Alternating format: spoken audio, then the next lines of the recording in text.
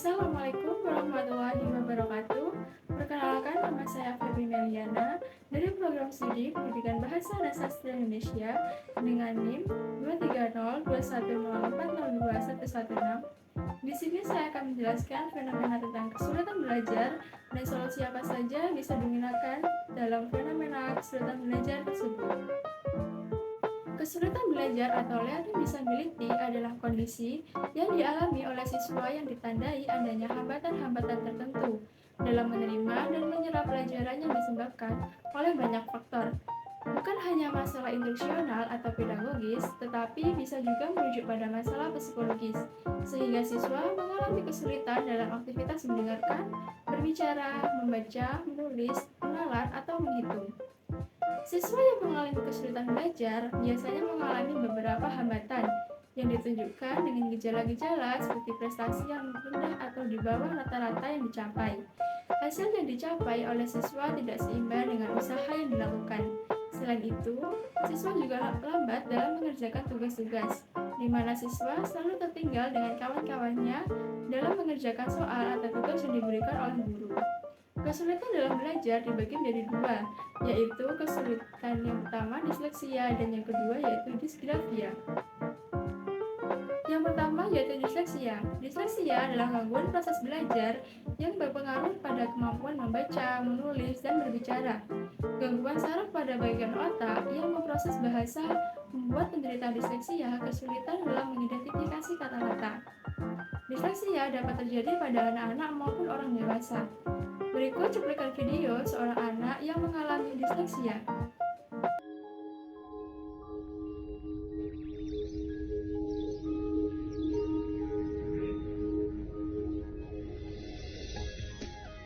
बिंदास कैप्टन निशान mission impossible पे निकला उसका मिशन सूरज से तीसरे प्लेनेट अर्थ को खींचकर सोलर सिस्टम के नए प्लेनेट प्लूटो में इंटू कर देना है 3 into 9 beep beep beep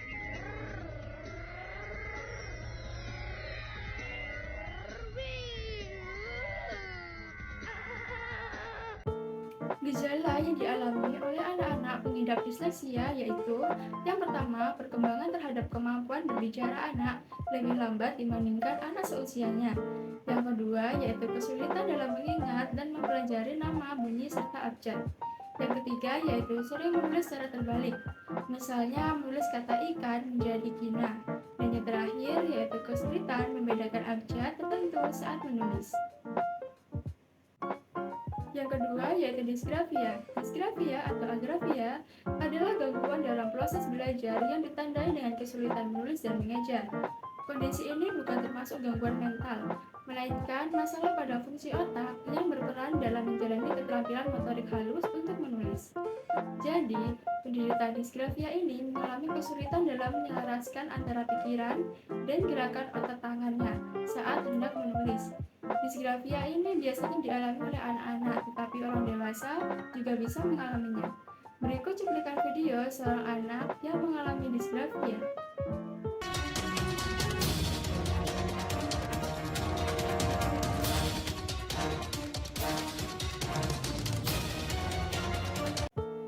Selain tulisan tangan yang sulit dibaca, penderita disgrafia juga menunjukkan gejala seperti yang pertama, kesulitan mengungkapkan kata atau kalimat dalam sebuah tulisan.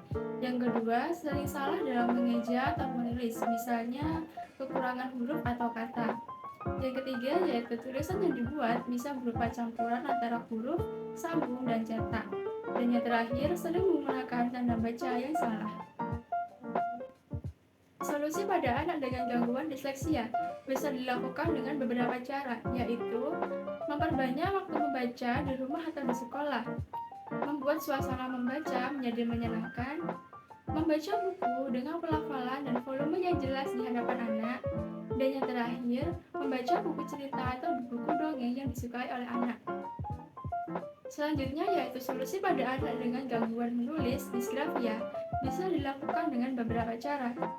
Yang pertama yaitu mengajari anak menggunakan kertas bergaris lebar, kertas grafik, atau kertas dengan garis berjarak cukup lebar untuk membantu anak menyelaraskan huruf. Yang kedua, yaitu memilih alat tulis yang mendukung kenyamanan dalam menulis.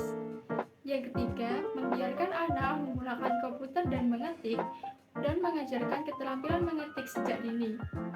Yang terakhir, yaitu jangan mengkritik hasil menulis anak, berikan pujian positif, dan berikan semangat pada anak.